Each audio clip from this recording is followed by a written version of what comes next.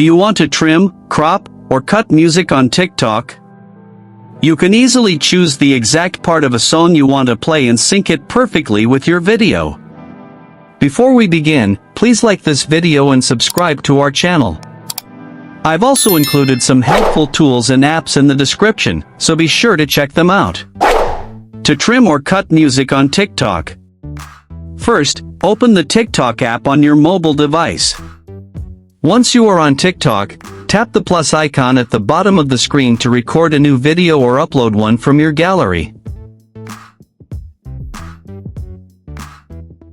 Next, tap on Add Sound at the top of the screen to open the audio library.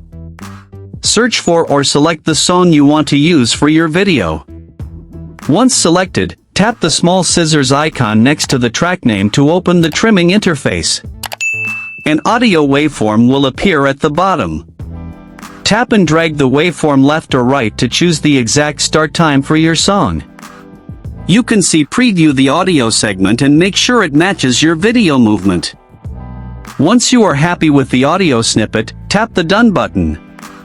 Your trimmed music track is now locked into your video, ready for final edits and posting.